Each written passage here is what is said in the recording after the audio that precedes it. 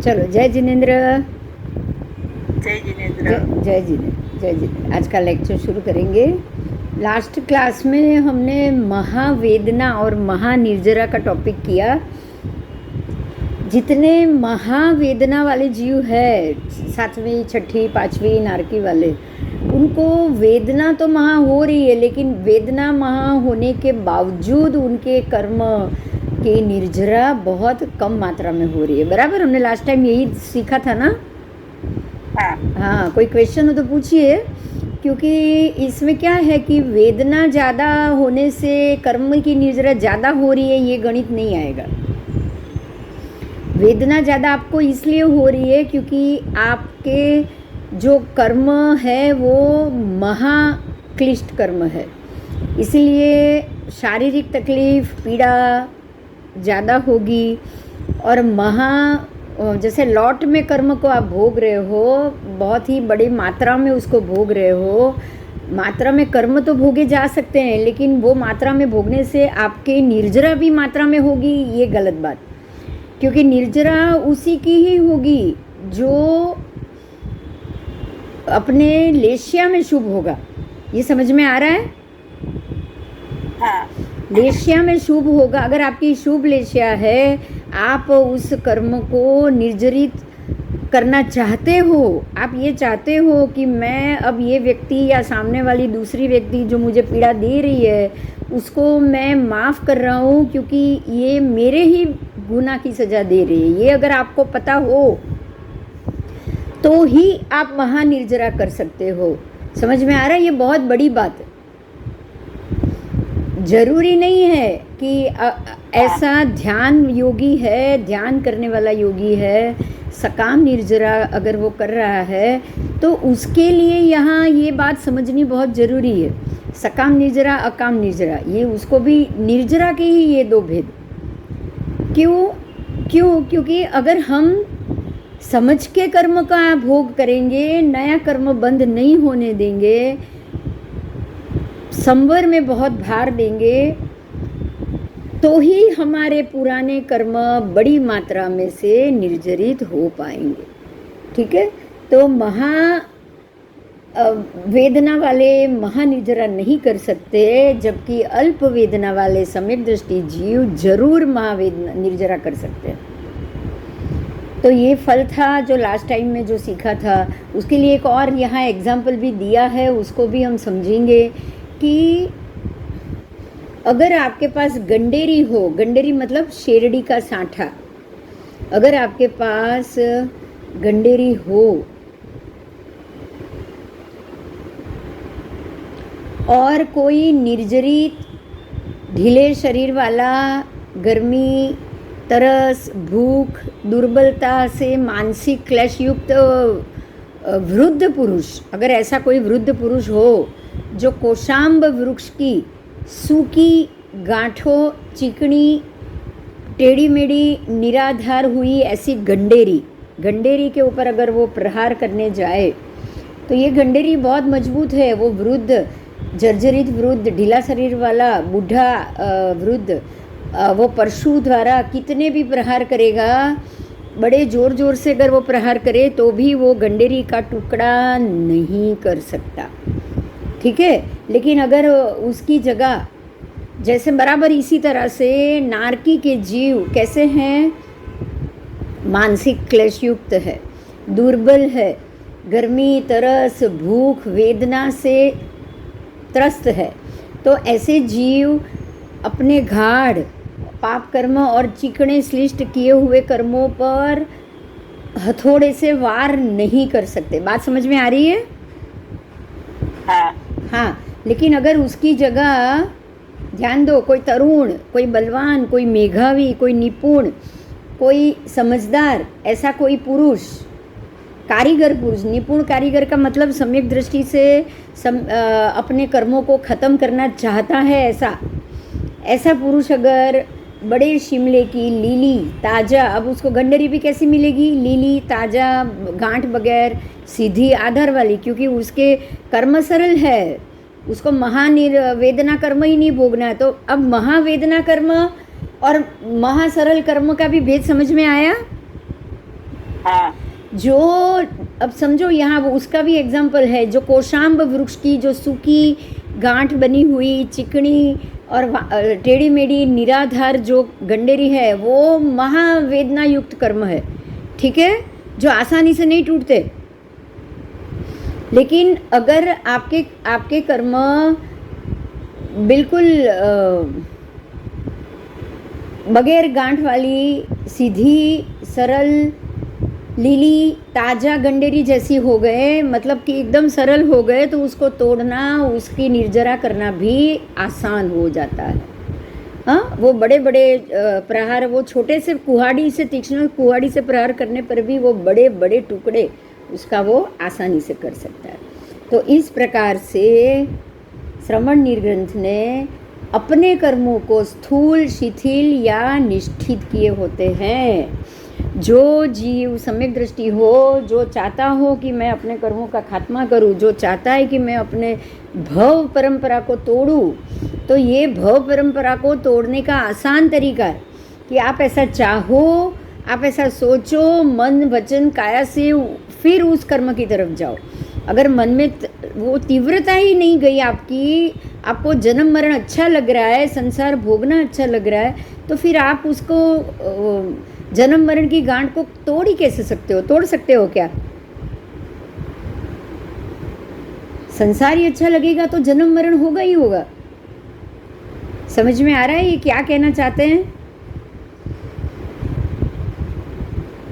अगर संसार अच्छा लग रहा है तो कर्म शीघ्र नाश कभी नहीं हो पाएंगे। अगर आपको संसार से त्रस्त या वहाँ से बाहर निकलने की इच्छा होगी तो ही आप कर्म को नाश कर पाएंगे और निर्वाण रूप महाफल को प्राप्त कर पाएंगे। ये बड़ी बात है। ये समझ में आ गई क्या आपकी? हाँ, मेरे मन में भाव ही नहीं है कि मुझे मोक्ष जाना है, तो फिर मैं अपने कर्मों को खत्म कैसे कर सकता हूँ? मेरे कर्म नए नए नए, मेरे को तो रोज खाना पीना, उठना, सोना, सांस लेना तो पड़ेगा ही पड़ेगा। किसी ना किसी से लड़ झगड़ना पड़ेगा ही पड़ेगा। मैं अपने कर्मों को नाश कर ही नहीं पाऊंगा। आओ, तो ये टॉपिक यहाँ जो महावेदना महानिर्जरा का था वो खत्म हुआ। अब जीवों का गुरुपणा और अल्पायुषीपणा। अब यहाँ ध्यान देना है कि गुरुपणा, जीवों का गुरुपणा मतलब जीव भारी कैसे होते हैं और जीव हल्के कैसे होते हैं। क्या शरीर वजन बढ़ने से आप भारी होते हो या बिल्कुल दुबले पतले रहने से आप हल्के होते हो? बताओ मुझे। नहीं, वो शरीर हल्का भारी होगा। समझ में आ रहा है? हाँ। वो आपका शरीर भारी होगा, शरीर हल्का होगा। लेकिन जीव भारी कैसे होगा? अगर आपके ऊपर श्लिष्ट और चिकने कर्म लदते ही जाए तो आपका जीव मतलब कि आत्मा भारी हो रही है। हाँ। और अगर ऐसे कर्मों से आप ये कर्म को बिल्कुल जो श्लिष्ट है उसको बिल्कुल निकाचित है उसको तोड़ते जाओ, बिल्कुल हल्के फुल्के करते जाओ, पतले करते जाओ और कर्म की निर्जरा करते जाओ, तो आपका जीव कैसा होगा? हल्का हो जाएगा। बस यही समझना है। तो अब यहाँ हल्का और भारी कैसे होते हैं, भगवान का जो जवाब है उसको हम समझेंगे। परमात्मा कहते हैं कि गौतम, हिंसा से, असत्य वाणी से, झूठ बोलने से, हिंसा करने से, आप देखो यहाँ अहिंसा, आपको 5 व्रत मिलेंगे। हिंसा से अगर बचना है तो आपको कौन सा व्रत लेना पड़ेगा? अहिंसा का। असत्य वाणी से बचना है तो आपको कौन सा व्रत लेना पड़ेगा? मृषा। असत्यामृषा, मृषा से झूठ बोलने से बचने का। फिर चोरी से बचना होगा तो अचौर्य, है कि नहीं? हाँ। अचौर्य, चोरी से बचना है तो। मैथुन से परिग्रह करना है तो मैथुन से बचना है तो ब्रह्मचर्य। और परिग्रह से बचना हो तो अपरिग्रह व्रत। अपरिग्रह तो 5 व्रत आ गया आपका। अहिंसा, असत्यामृषा, अचौर्य, ब्रह्मचर्य और अपरिग्रह, 5 महाव्रत आ गए। हाँ उसके बाद क्रोध, क्रोध से, माया से, मान से, लोभ से, राग से, द्वेष से, ये सबसे बचना। मतलब आपके 18 पाप स्थानक आ रहे हैं, समझ में आ रहा है? हाँ हाँ। फिर मिथ्या भाषण से, कलह से, मिथ्या भाषण से, अभ्याख्यान से, चाड़ी चुगली, किसी की चाड़ी चुगली करने से, अरति से, रति से, निंदा से, कपट पूर्वक असत्य बोलने से, अविवेक, मिथ्या दर्शन शल्य से, जीव क्रम से जल्दी भारे होते जाते हैं। हमें नहीं पता, छोटी सी भी चोरी कर ली, किसी को, किसी की चीज़ अगर हमको पता ये किसी की है, आपके हक की नहीं और ले ली, तो अगर आपके हक की है तो कोई दिक्कत नहीं। ध्यान दो, ये बात बहुत महत्व की। अगर आप किसी होटल में गए हो और आपको वहाँ शैम्पू की बोतल दे रहे हैं तो वो आपके हक की है, हाँ क्योंकि आपको दी गई है, आपने जो पेमेंट किया है उसके बदले में दी गई है। लेकिन वहाँ जो नैपकिन है, चम्मच है, वो क्या आपके हक का है? नहीं नहीं। समझ में आ रहा है? चोरी किसको कहा जाता है? आपके हक का नहीं और ले लिया तो चोरी हो गई। आपके हक का हो और आप ले रहे हो तो वो चोरी नहीं है। नहीं हाँ, तो आगे जाएंगे हम। ऐसे तो ऐसे हमको पता भी नहीं चलता है हम कौन सी छोटी छोटी बातों में हमारे जीव के, हमारे आत्मा के ऊपर इस प्रकार के 18 पाप स्थानक को चढ़ा रहे हैं। बोलो, हमको मालूम भी पड़ता है? कभी नहीं पड़ता है। किसी की बात किसी को बता दी तो चाड़ी हो गई, हमको पता भी नहीं कि इसको चाड़ी चुगली कहा जाता है। अगर किसी की बात हो, किसी को अलर्ट करना भी तो कभी कभी जरूरी हो जाता है। होता है कि नहीं होता है? होता है। हाँ, मगर कहीं जरूरी हो और अलर्ट करो और कहीं बिना बात अलर्ट करो तो क्या होगा? जरूरत भी नहीं और आप अलर्ट करो तो मुश्किल है ना फिर तो। हाँ, जरूरी नहीं है और आप बोल रहे हो तो फिर होगा क्या? किसी और की बातों से वो व्यक्ति उसको बड़ा सा दोषी बना देगा, तो फिर ये आपके लिए तो 18 पाप स्थानक हो गया ना, कि आपकी चाड़ी चुगली करने के कारण किसी को तकलीफ हुई, किसी को पीड़ा हुई, किसी को सजा हुई, तो ये तो आपके 18 पाप स्थानक में से ही आपने पाप चढ़ा लिया। ठीक है,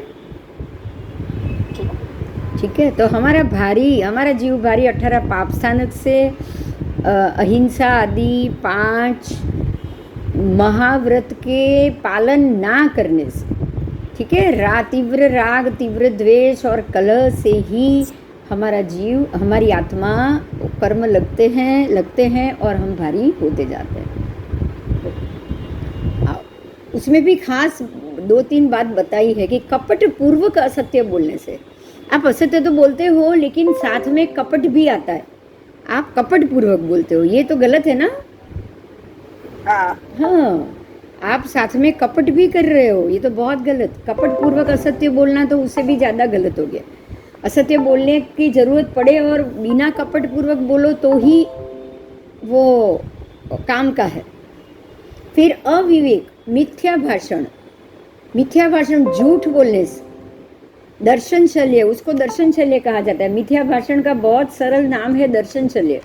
आपके सम्यक दर्शन को घात पड़े ऐसा भाषण तो मिथ्या भाषण हुआ।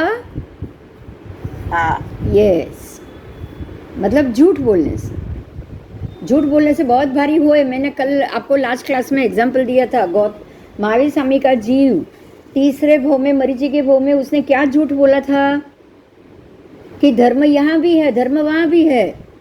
गौतम स्वामी के साथ उन्होंने, कपिल के साथ ये झूठ बोला ना। हाँ, फलस्वरूप क्या मिला?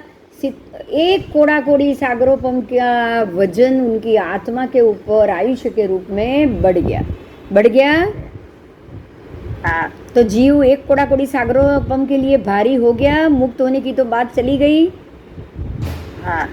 बराबर, सिर्फ इतना बोलने से कि यहाँ भी धर्म है, मैं धर्म ही कर रहा हूँ, चाहे वो अधर्म ही कर रहे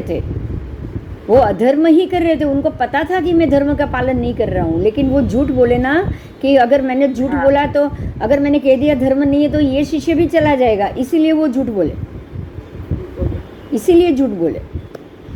तो जानबूझ के आपका असत्य बोलना, अविवेक के कारण ही मिथ्या भाषण करना, तो ये तो आपको सम्यक दर्शन निकाल देगा आपका। उनका संकेत चला गया ये भाषण से ही, और मिथ्यात्व के भागी बन गए तो एक कोड़ा कोड़ी सागरोपम आयुष्य बढ़ गया। बोलो ऐसा भारी क्या हमको होना चाहिए क्या? नहीं होना चाहिए। इसी से हमको सीख लेनी चाहिए। एक जन्म की, एक आयुष्य की बातचीत, अगर आपको कोई चीज़ नहीं मिल रही हो, उसका सुख छोड़ दो तो बहुत अच्छा है, लेकिन भव के लिए आत्मा के ऊपर आपको वजन या कर्म का भार नहीं देना चाहिए। बराबर। अब आपको पता चल गया भारी कैसे होते हैं। अब आगे परमात्मा बता रहे हैं जीव हल्का कैसे होता है। भारी तो बन गया, मालूम पड़ गया, अभी हम भारी जीव ही लेके घूम रहे हैं। बराबर। तब हम अपने जीव को हल्के कैसे कर सकते हैं, चलो जानते हैं। गौतम स्वामी ने पूछा, प्रभु जीव कर्म से शीघ्र हल्का कैसे होता है? मतलब शीघ्र हल्का हो, ऐसे कौन से कर्म करे तो जीव शीघ्र हल्का हो जाए? कर्म से ही जीव भारी होता है, कर्म से ही जीव हल्का होता है। समझ में आ रहा है ये बात? बिना कर्म किए तो आप हल्के भी नहीं हो पाओगे, और बिना कर्म किए आप भारी भी नहीं होते हो। तो कैसे कर्म करने चाहिए वो ही महत्व का है। परमात्मा ने कहा, हे गौतम, ऊपर बताए हुए हिंसा के 18 जो पाप स्थानक है उसका निरंतर त्याग करते रहो। क्या करते रहो? निरंतर त्याग। मतलब जो 18 पाप स्थानक में फिर से कह रही हूँ, पहले प्राणातिपात, मैं वही बोल रही हूँ, ध्यान से सुनो। हिंसा का त्याग करो, असत्य वाणी का त्याग करो, चोरी का त्याग करो, मैथुन का, अब्रह्म के सेवन का त्याग, परिग्रह का त्याग, क्रोध का त्याग, मान, माया, लोभ, राग, द्वेष, कलह, मिथ्या भाषण, अभ्याख्यान का त्याग, चाड़ी चुगली का त्याग, रति का त्याग, अरति का त्याग, निंदा का त्याग, कपटपूर्वक असत्य बोलने का त्याग, अविवेक मिथ्या भाषण करने का त्याग। ये सब अब जितना आप छोड़ते जाओगे, ऐसे ऐसे आपका जीव कर्म की निर्जरा करता जाएगा और हल्का होता जाएगा। कर्म को अपने आप उदय होने दो, ध्यान दो।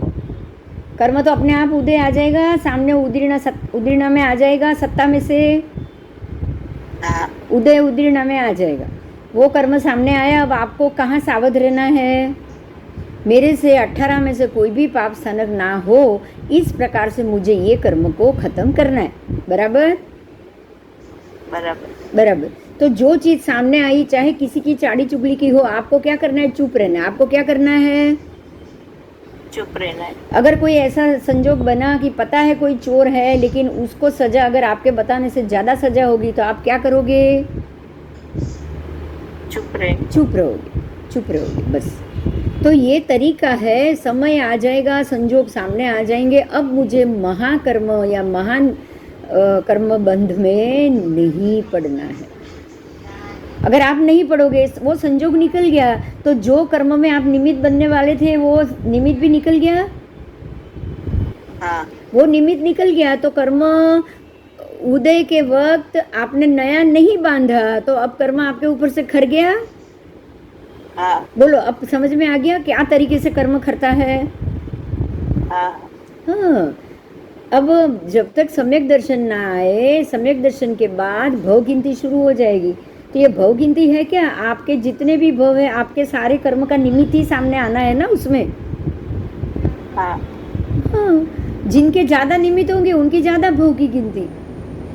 शांति से वो भव में जो कर्म सामने आए उसको हंसते हंसते झेलते जाओ, और किसी के ऊपर दोष मत दो, तो आपके कर्म शीघ्र ही खर जाएंगे और आपका जीव निर्जरा करते करते शीघ्र ही हल्का हो जाएगा। समझ में आ गया ना?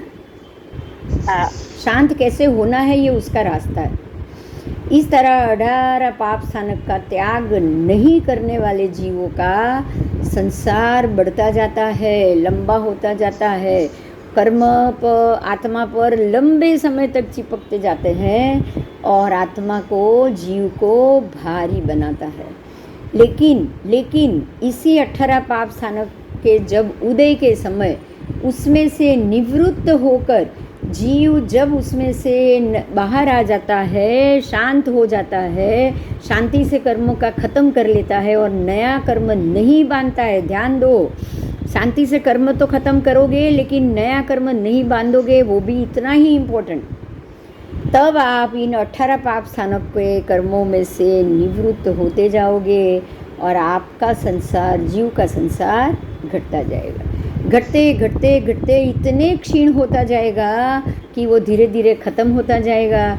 हमेशा हमेशा के लिए आप मुक्ति और मोक्ष का अधिकारी आपको बनाता जाएगा। इस प्रकार से जीव आत्मा को हल्का करना, किस प्रकार आत्मा को हल्का करेगा? तो कर्म को शांति से भोग के उसकी निर्जरा करके हल्का करेगा। संसार का घटना, संसार का संक्षिप्त होना, संसार का ख़त्म करना और मुक्त होना, ये चारों प्रशस्त कहे गए हैं। समझ में आया?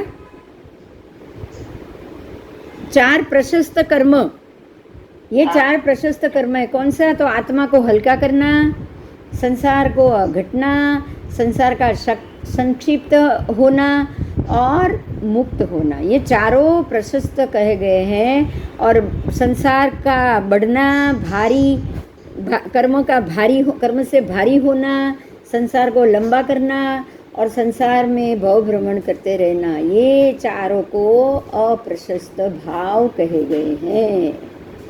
समझ में आ गया? प्रशस्त भाव, अप्रशस्त भाव। हाँ। शुभ भाव, प्रशस्त भाव के लिए सोचना, प्रशस्त भाव के लिए कर्म बंद करना। प्रशस्त कर्म का बंद करना बिल्कुल गलत नहीं है। समझ में आ रहा है? नहीं तो कर्म से मुक्त कैसे होगे? हाँ।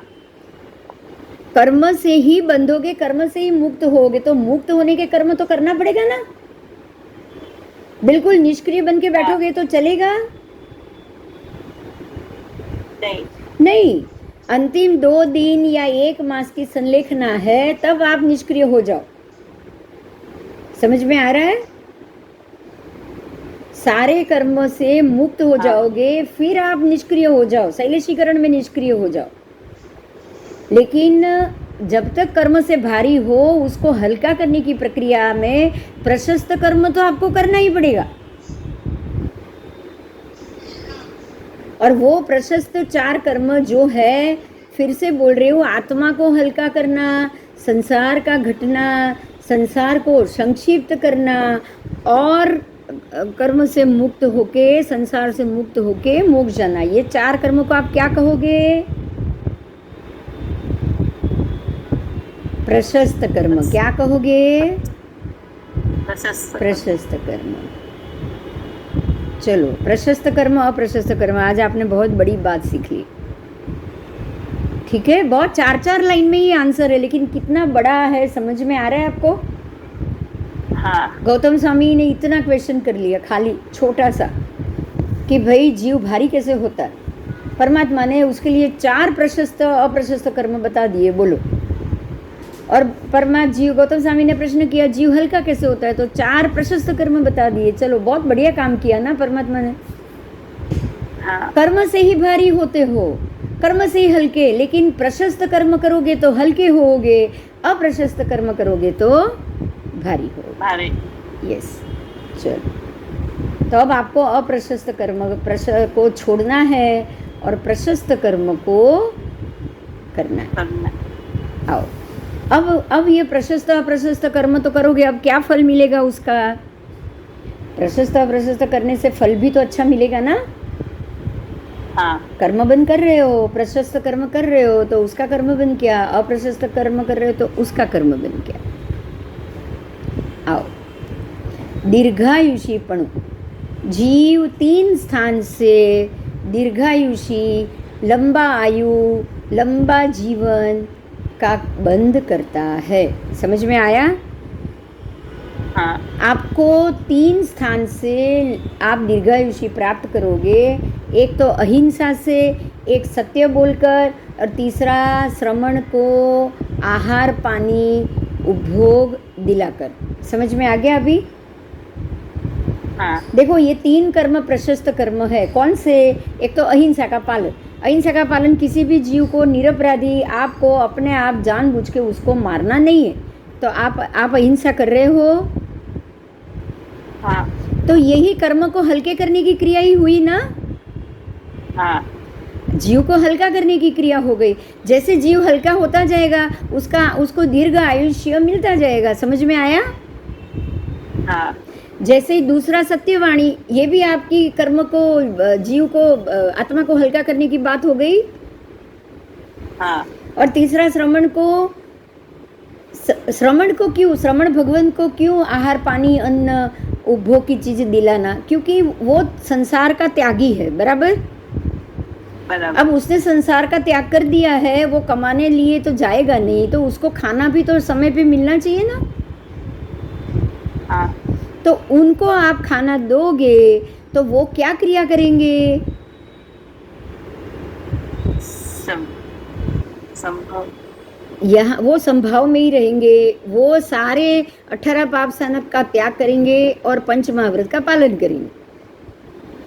तो आपने उनकी व्यावच की, तो आपको भी करण करावण अनुमोदन में वो फल मिलेगा।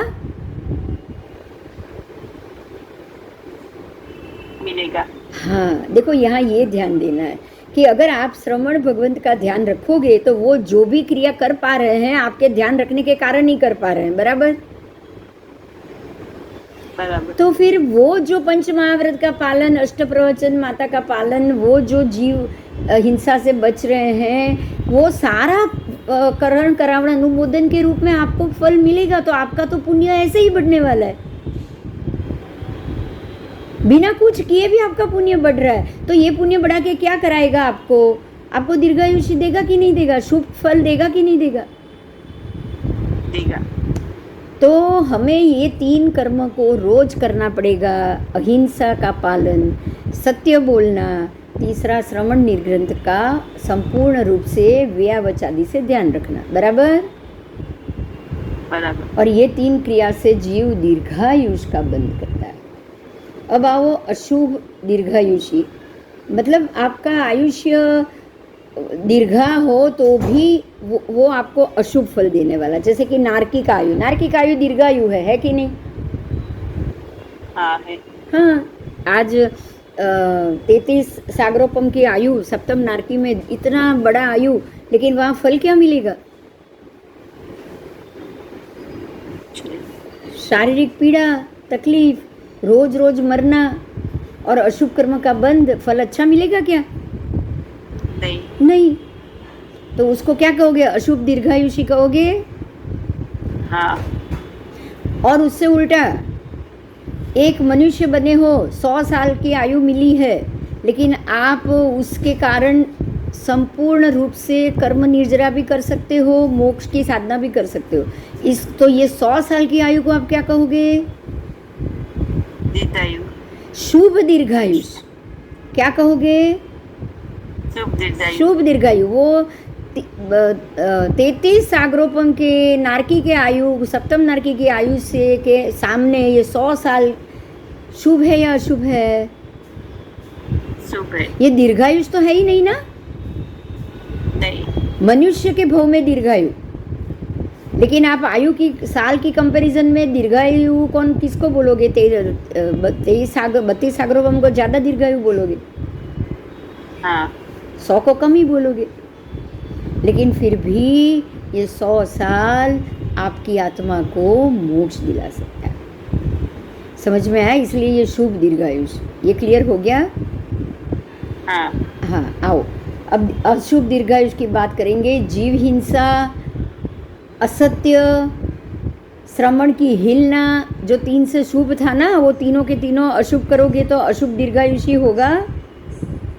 हाँ। श्रवण की हिलना और उसकी निंदा, लोगों को बता कर श्रवण की निंदा की हो तो अशुभ दीर्घायुषी मिलेगा। अपमान, उनका अपमान किया, उनकी मन से की गई निंदा।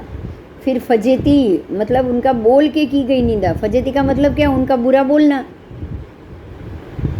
फिर गर्हा, मतलब कि उसी के सामने उसकी निंदा। गर्हा का मतलब समझ में आया? हाँ। गर्हा ग्रहा को बहुत समझो। हम बोलते हैं निंदामी गरियामी अप्पाणम वोसरामी, हम बोलते हैं ना ये। हाँ तो निंदा मतलब उसकी गैर हाजिरी में की हुई बात, और ग्रहा का मतलब सामने ही अपमान।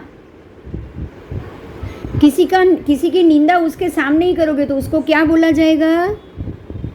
गरियामी। गर्हा।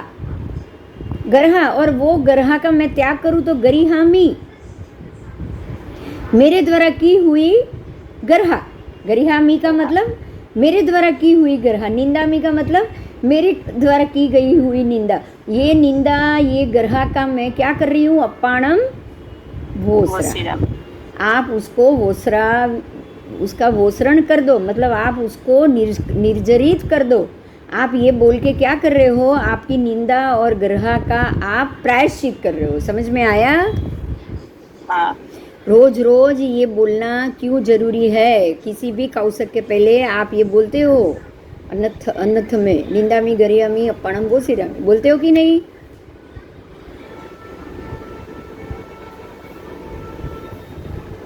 चलो, तो ये ग्रहा। उसके बाद अमनोग्न, मतलब स्वरूप से अगर कोई मनोग्न, मन को अच्छा ना लगे, ऐसे स्वरूप से खराब अप्रिय अन्नपान आप किसी को दो, आहार दो, ऐसा अप्रिय आहार दो किसी को।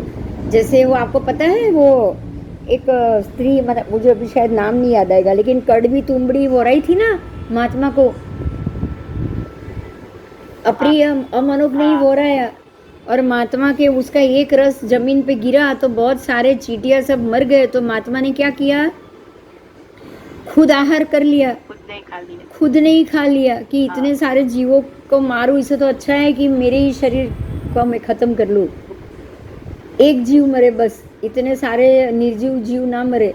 और उनके शरीर की सारी नस नाड़ी टूटते टूटते वो जहर बन के महात्मा का काल धर्म हो गया। तो ये अशुभ कर्म बंद हुआ। हाँ अब हो रहा है तो पुण्य तो मिला, महात्मा को हो रहा है ना, हाँ हो रहे हैं तो पुण्य मिला, लेकिन कर्म आयुष्य ज्यादा तो मिली, लेकिन कहाँ की मिली? शुभ जगह की या अशुभ जगह की? अशुभ जगह। वो मर के छठी नारकी में गई वो। समझ में आ रहा है? आयुष्य भी ज्यादा मिलेगी और अशुभ कर्म का की मिलेगी, ये ध्यान दो बस। पुण्य अब तो बांध ही रहे हो आप, ये भगवान का न्याय है, ये कर्म का न्याय है। आप उसने महात्मा को तुमड़ी का सब्जी बोहराई तो उसका पुण्य तो उसको मिलेगा ही मिलेगा, मिलेगा ना, महात्मा को दिया है तो। लेकिन जहर वाला दिया तो अशुभ पुण्य मिला, अशुभ पुण्य में आयुष्य दीर्घायु मिला। तो दीर्घायु कहाँ मिलेगा? पांचवी छठी नार की, जो उसको 20 सागरोपम तक उसको वहां पे उसको झेलना पड़ेगा। समझ में आ रहा है? हाँ, आज आप ये सीखे हो, अशुभ कर्म से आयु, ऐसा मत समझो कि अशुभ कर्म करने से आयु कम बन रही, ये भूल मत करना कभी भी, ठीक है? हाँ, अमनोग्न मतलब स्वरूप से खराब अप्रिय अन्नपान देकर जीव अशुभ तरीके से लंबे काल तक, अशुभ तरीके से आयु, अशुभ तरीके से लंबे काल तक जीने का कारण तो अशुभ दीर्घायुषी हुआ ये, ठीक है? अशुभ अल्पायुषी नहीं होता कभी भी, लेकिन अशुभ दीर्घायुषी होता है।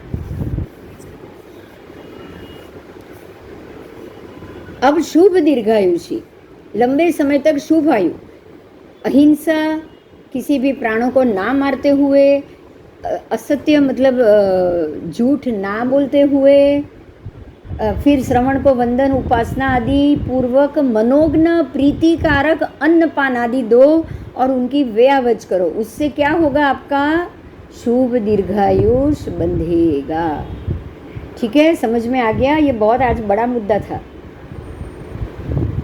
हम क्या करें?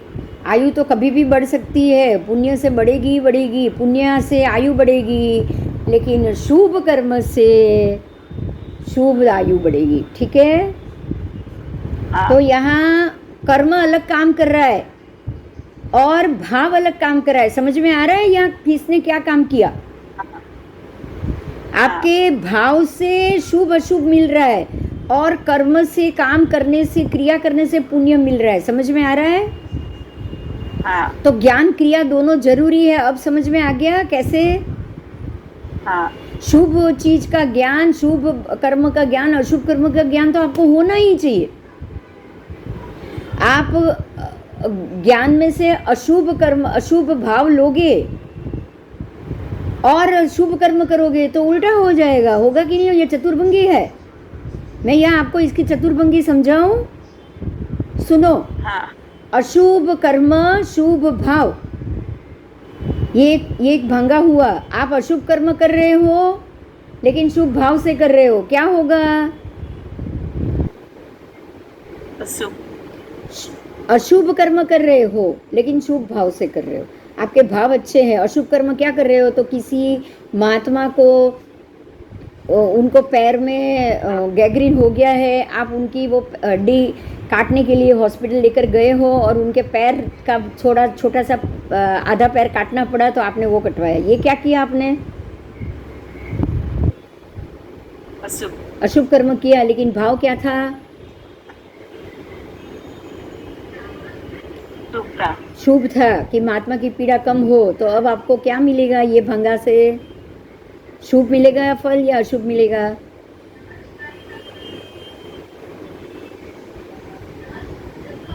शुभ मिलेगा। शुभ दीर्घायुष। क्या मिलेगा?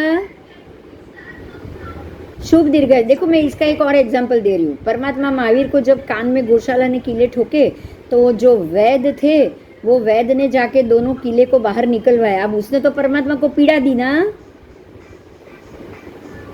हाँ बाहर निकलने में भी पीड़ा हुई थी ना। हाँ हाँ, तो लेकिन उसने कर्म कैसा किया? उसके भाव क्या थे? शुभ थे। तो अब शुभ था कि भाई, शुभ था कि परमात्मा की पीड़ा कम हो। उनको चेहरे से ही मालूम पड़ा कि इनके शरीर में पीड़ा है। वैद्य थे, तुरंत देखा कि पीड़ा का कारण क्या है। तो देखे कि कान के अंदर 2 घास की डंडी घुसी हुई है। तो उन्होंने तुरंत किसी लुहार को बुला के चीपिए से दोनों डंडी को बाहर निकलवाया। अब वो कान के पर्दे, उसमें से डंडी बाहर आई तो परमात्मा से चीख निकल गई। लेकिन वैद्य ने क्या किया? उनको परमात्मा को पीड़ा देकर उन्होंने उनकी पीड़ा को शांत करने की कोशिश की ना, शारीरिक पीड़ा देके। हाँ तो कर्म उन्होंने अशुभ किया, लेकिन भाव कैसे थे? शुभ थे। शुभ थे। कर्म से उन्होंने परमात्मा के कान से खून निकाला, लेकिन उनके भाव शुभ थे। ठीक है, तो ये शुभ दीर्घायुषी का कारण बनेगी। ऐसे ही अब दूसरा लो, जो गौशाले ने परमात्मा के कान में कीले ठोके, अब उसके भाव कैसे थे? अशुभ। अशुभ। और कर्म भी कैसा किया? तो कर्म भी अशुभ, भाव भी अशुभ, तो दोनों अशुभ। तो इसने क्या किया? अशुभ दीर्घायुषी बांधा। उसने अशुभ दीर्घायुषी बांधा ना। हाँ हाँ, अब तो ये प्रकार से ये 4 भांगे जाएंगे। ऐसे ही भाव शुभ उल्टा होगा। भाव शुभ और कर्म भी शुभ। आपके भाव भी शुभ हो और कर्म भी शुभ हो। तो भाव भी शुभ है आपके और कर्म भी शुभ है। ऐसा कौन सा कर्म होगा? शुभ दीर्घायु। श्रेयांश राजा, श्रेयांश राजकुमार और परमात्मा को आदिनाथ भगवान का पारणा, दोनों शुभ हो गया। हाँ दोनों शुभ हो गया। उसने परमात्मा को पारणा कराया और भाव भी शुभ और कर्म भी शुभ। तो ये हो गया शुभ दीर्घायुषी। और अब उससे थोड़ा उल्टा, जो मैंने आपको थोड़ी देर पहले बताया कि आपके कर्म शुभ है लेकिन भाव शुभ नहीं है। आपके कर्म शुभ जरूर है लेकिन भाव शुभ नहीं। अभी वो तुमड़ी का एग्जाम्पल लिया ना। हाँ कर्म शुभ है, कर्म शुभ है। उसने आहार दिया है मुनि को, मुनि को आहार पहुंचाया, पर क्या भाव शुभ थे? नहीं। तो अशुभ दीर्घायुषी बांध दिया। हाँ समझ में आ गया ना? क्लियर। ये चतुर्भंगी हमारे शास्त्र में सारे पदार्थों को चतुर्भंगी से ही कर्म का फल मिलता है। ध्यान दो, कर्म करेगा शरीर और भाव करेगी आपकी आत्मा। समझ में आ रही है ये क्यों ऐसा अलग क्यों? हाँ कर्म भी हाँ। शुभ अशुभ, भाव भी शुभ अशुभ। कर्म करेगी आपकी बुद्धि और भाव करेगा आपका मन। तो मन और बुद्धि दोनों अलग है ना? हाँ ये भी चतुर्भंगा। हर एक चीज में आपको चतुर्भंगी देखनी है। मन शुद्ध रखो लेकिन कर्म अशुभ करो तो बेकार। मन शुद्ध और कर्म अशुद्ध तो हाँ, मन भी अशुद्ध, कर्म भी अशुद्ध, बिल्कुल बेकार। अब मन अशुद्ध और कर्म शुद्ध तो भी बेकार, लेकिन मन भी शुद्ध कर्म भी शुद्ध सही, तो ही सही। तो ये चतुर्भंगी है, क्योंकि हम मन से कर्म, हमें फल दोनों तरीके से मिलते हैं। मन से भी मिलते हैं, कर्म से भी मिलते हैं, बुद्धि से भी मिलते हैं। बराबर? आओ, अभी यहाँ जो मुद्दा था उसके लिए बता रहे हैं कि श्रवण भगवंत की परिउपासना करने से क्या फल मिलता है। ये महत्व का मुद्दा है, आप सब सुनिए। देखो, गौतम स्वामी ने परमात्मा से पूछा, हे प्रभु, ये जो श्रवण निर्ग्रंथ है ये आर्य बने हैं, आर्य, और पाप रहित बन के विहार कर रहे हैं। बराबर? जो भी श्रवण निर्ग्रंथ है, अब श्रवण निर्ग्रंथ की ही बात की है कि एक साधु है तो वो साधु क्या क्या सुख प्राप्त करता है। तो जो साधु बना है वो आर्य बना है, पाप रहित बन के वो विहार कर रहे हैं, क्योंकि उनके विहार यात्रा में पाप नहीं है। श्रवण की विहार यात्रा में, श्रवण के रोज के कर्म में कहीं पे भी पाप नहीं है। बराबर? ये क्योंकि आपने अभी जो भांगा देखा वो ही भांगा कर रहे हैं। वो मन से भी शुद्ध है और आचार से भी शुद्ध है। बराबर? बराबर। हाँ, उनकी बुद्धि भी शुद्ध है और उनके कर्म भी शुद्ध है। तो शुद्ध भाव और शुभ कर्म, इनकी चतुर्भंगी से अगर इनको जो भी फल मिलेगा तो दीर्घायुषी तो अवश्य मिलेगा ना, शुभ दीर्घायुषी। हाँ, तो अब ऐसा मनुष्य जो 80-100 साल की ही आयु वाला हो आज के समय में, वो अगर श्रवण बने और वो शुभ भाव और शुभ कर्म, दोनों शुभ भाव शुभ कर्म करे तो क्या फल मिलेगा? तो 1 मास की, 1 ही महीने की अगर किसी श्रवण निर्ग्रंथ ने दीक्षा ली हो और वो अपना आयु पूर्ण करे तो वो श्रवण निर्ग्रंथ व्यंतर, वाण व्यंतर देवों के सुख को भी अतिक्रमण करता है। उससे ज़्यादा सुख वो भोगेगा। मतलब फिर 2 मास हो तो असुर कुमार देव से भवन पति के देवों के सुख जितना सुख भोगेगा। अगर 3 मास की हो तो असुर कुमार के देव, 4 मास की पर्याय हो तो, दीक्षा हो तो ग्रह नक्षत्र तारा रूप ज्योतिष देव के सुख का अतिक्रमण करेगा। फिर 5 मास की दीक्षा हो तो देवों के, हाँ, ज्योतिष देव, राजा, सूर्य और चंद्र, इंद्र जो ज्योतिष के देवेंद्र है ना, उसके जैसा सुख वो भोगेगा। फिर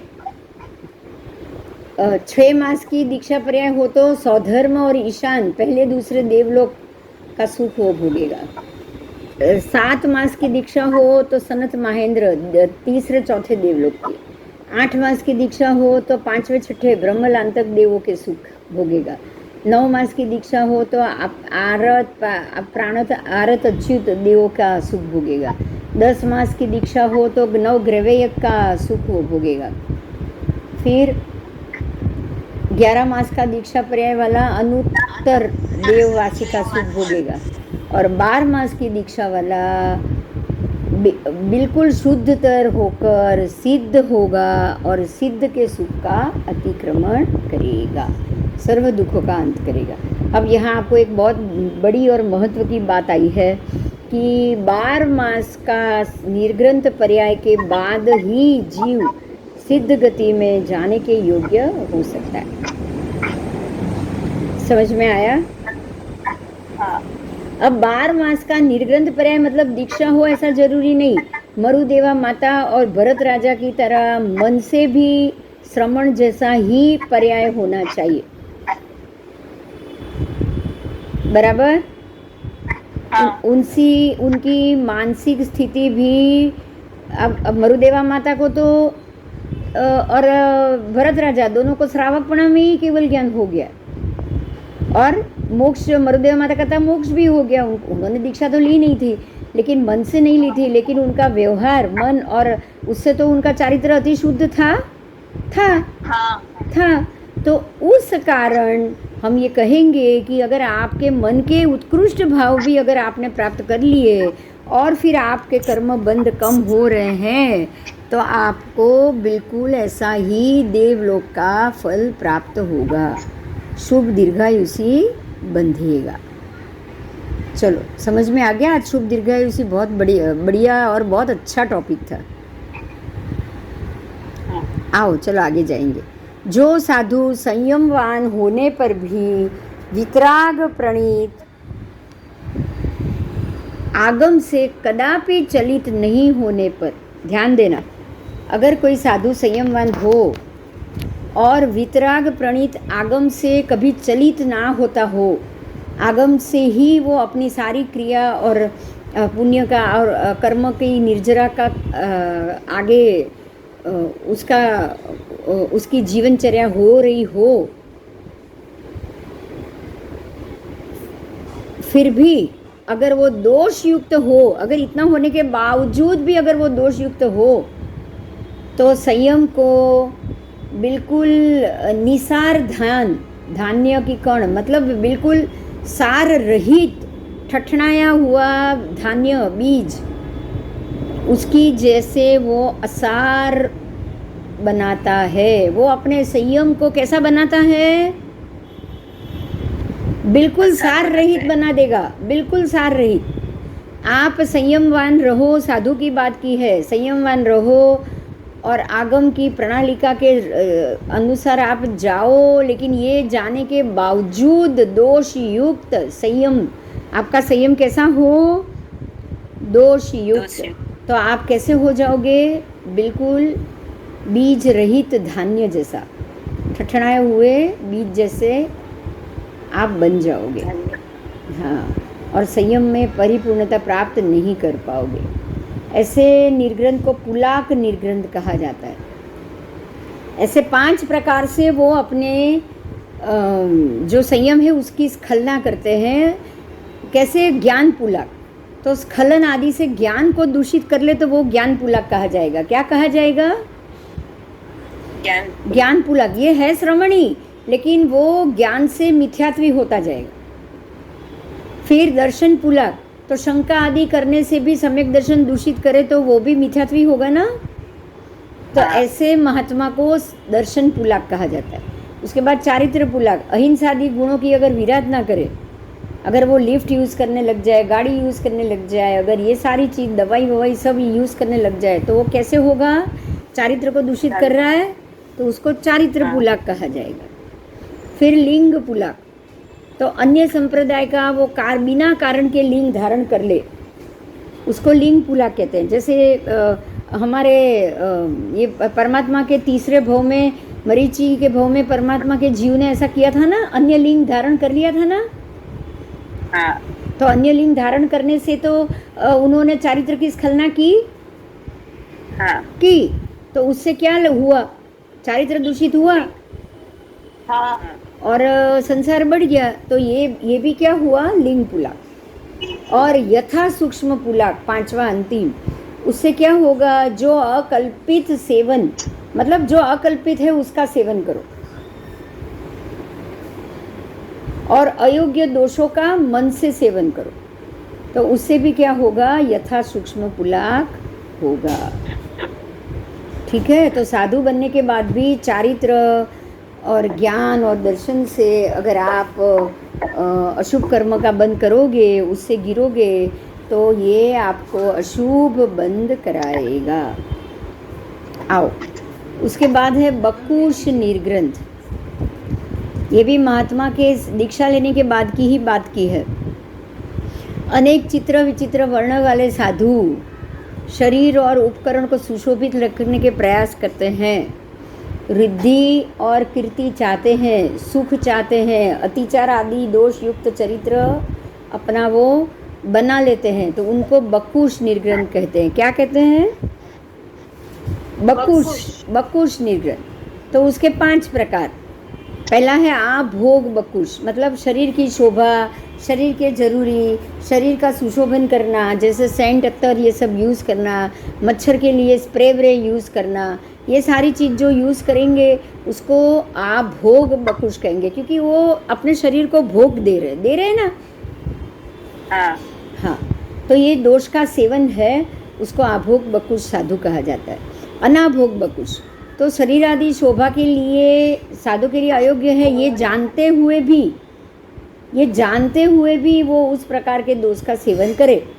कोई है जो नहीं पता करे, अयोग्य है ये जानने के बाद करे, और ये अयोग्य है ये जानने के बाद भी शरीर का वो सेवन, दोष का सेवन करे, तो उनको अनाभोग बकुश कहते हैं। फिर संवृत्त बकुश, चारित्र के अहिंसादी गुणों से संवृत्त हो जाए। अहिंसादी गुण कि भाई चलो किसी की हिंसा हो रही है, सूक्ष्म हिंसा हो रही है, चलेगा, मुझे उससे भी अच्छा तो मुझे मेरे तबीयत का ध्यान रखना है या शरीर का ध्यान रखना है, तो उसको क्या कहेंगे? संवृत्त बकुश। ठीक है, क्योंकि ये चारित्र के अहिंसादी गुणों से संवृत्त हो गए। जैसे कि एसी का यूज़, लिफ्ट का यूज़, वाहन का यूज़ बहुत से महात्मा करते हैं कि नहीं? हाँ, करते हैं। स्थानकवासी, और उसमें तो वो बहुत से महात्मा तो प्लेन का भी यूज़ करने लग गए, मालूम है ना? हाँ, तो उसको हम कहेंगे संवृत्त बकुश।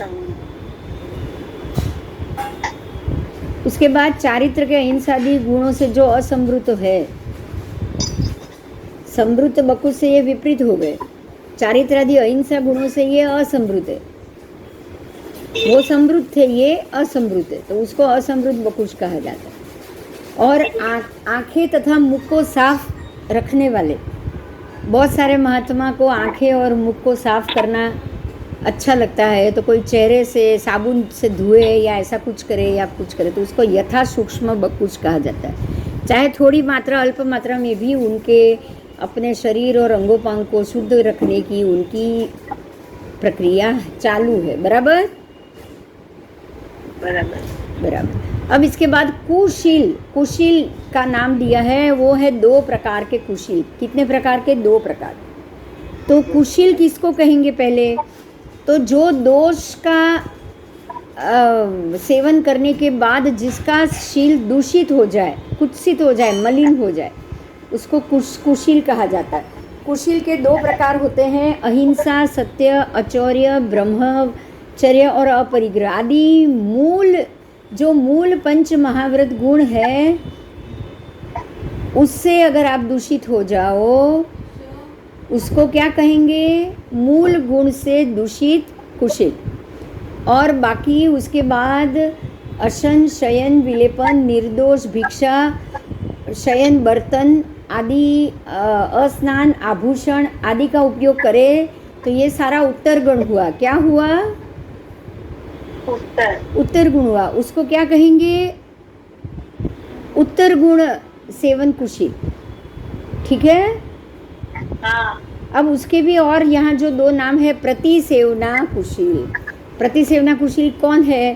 तो जो इंद्रिय के वश होके उत्तर गुणों की विराध ना करे, मतलब अपने इंद्रिय के वश हो जाए और स्वच्छ शरीर, स्वच्छ शरीर, अंगोपांग ये सब रखने की क्रिया के पीछे वो सेवना में चले जाए, उसको प्रतिसेवना कुशील कहा जाता है।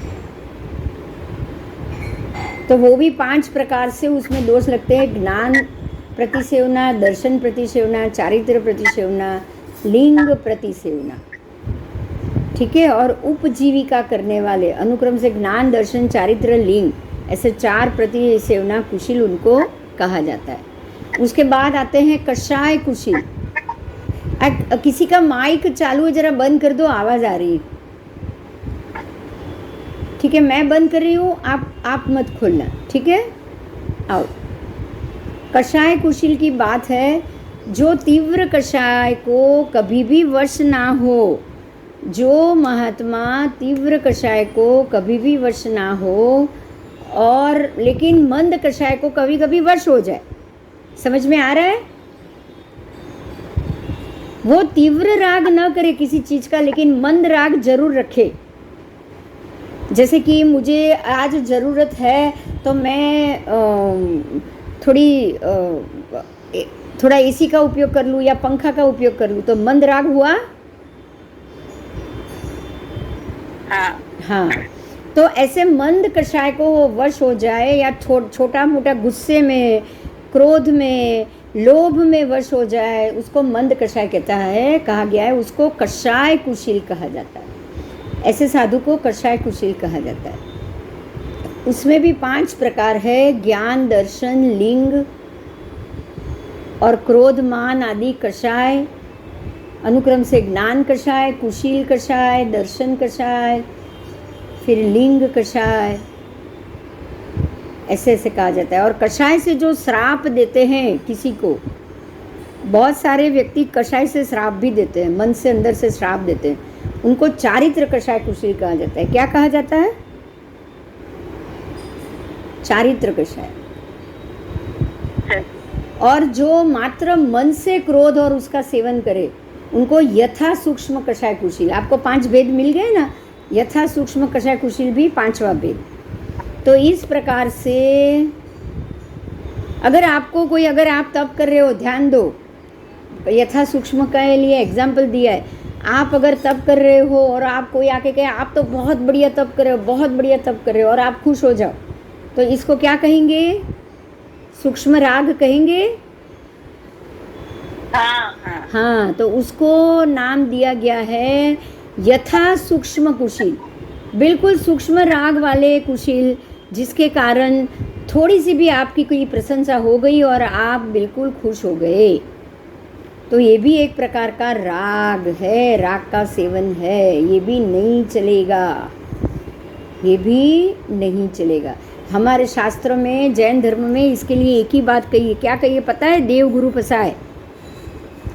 कुछ भी हो, कोई आपकी अच्छी बात हो और आपकी कोई प्रशंसा करे तो यही बोलो, देव गुरु पसाय, इसमें मेरा कोई हाथ नहीं। आप कहोगे ऐसा? हाँ। सच में आप निमित्त ही होते हो। होता तो जो होना है वो होगा ही, आपसे नहीं होगा, कराएगा किसी और से कराएगा। समझ में आ रहा है? हाँ। निमित्त खड़ा होगा वो कार्य का तो वो होगा ही। अगर आपसे नहीं होगा, किसी और से होगा, जिससे भी होगा अच्छा ही होगा। तो ये निमित्त हुआ, जो कर्म से, जो कुदरत से निमित्त आ रहा है, तो उसमें आप तो हो ही नहीं। फिर आप क्यों अभिमान से खुश हो रहे हो? बराबर? बराबर। इसीलिए ये यथा सूक्ष्म कुशील भी, महात्मा क्या, हमको खुद को भी नहीं बनना चाहिए नहीं। अगर हम ऐसे ही रहे, हमारा स्वभाव ऐसा रखे और कल को दीक्षा ले, तो हम ये दोष में आ जाएंगे ना। हाँ। आओ, अब ये हो गया। अब इसके बाद निर्ग्रंथ की बात की है। निर्ग्रंथ मतलब ग्रंथ रहित। ग्रंथ का मतलब क्या? निर्ग्रंथ में ग्रंथ का मतलब क्या हुआ? कोई बताएगा? शास्त्र रहित। किसके रहित? गांठ बगैर। हाँ, गांठ बगैर। गांठ क्या चीज है? ग्रंथि भेद, ये ग्रंथ है। समझ में आ रहा है? यहाँ शास्त्र में ग्रंथ का एक ही मतलब है। ग्रंथ का मतलब शास्त्र नहीं है। हमारे आगम में ग्रंथ का मतलब ग्रंथि। समझ में आ गया? हाँ। जो राग और द्वेष की तीव्र निबिड़ गांठ, ग्रंथि हमने बांध दी, उसको ही ग्रंथ कहना है। तो निर्ग्रंथ का मतलब क्या? कि जिन्होंने अपनी गांठ को छोड़ दिया, पूरी तरह खुल गई है। जिन्होंने अपनी गांठ को खोल दिया है, खत्म कर लिया है, त्याग कर लिया है। बराबर? तो जो निर्ग्रंथ है, ग्रंथ रहित है, मोहनीय कर्म से रहित है। राग द्वेष की तीव्र ग्रंथि जब टूटेगी तो आप मोहनीय कर्म से आप छूट जाएंगे। क्योंकि रात तीव्र ग्रंथ टूटने से आपको सम्यक दर्शन प्राप्त होगा। सम्यक दर्शन प्राप्त होने से मोहनीय कर्म से आप बिल्कुल सूक्ष्म और रहित हो जाओगे और उसी दिन से आपकी भव गिनती भी शुरू हो जाएगी। समझ में आ गया? हाँ। बस। तो अब ये निर्ग्रंथ और स्नातक जो महात्मा की बात है, संयमी की बात है, ये हम अगले क्लास में ले, हाँ। क्योंकि आज के समय में आज तक हमने अभी तक असंयमी साधु जीवन ही जाना है। तो ये एपिसोड में हम असंयमी साधु जीवन रख रहे हैं, नेक्स्ट एपिसोड में हम संयमी साधु जीवन लेंगे। चलेगा ना? हाँ चलेगा। चलेगा ना? ठीक है। तो फिर मैं देखती हूँ कल क्लास लूँ या परसों क्लास लूँ। कल अगर चलेगा तो मैं कल ले लूँ, अभी मैं परसों क्लास ले रही हूँ और हम तब ये निर्ग्रंथ की ही बात करेंगे। लेकिन ये हम कैसे निर्ग्रंथ की बात करेंगे? जो बिल्कुल भी कहीं से भी कषाय के अंदर नहीं है। ठीक है?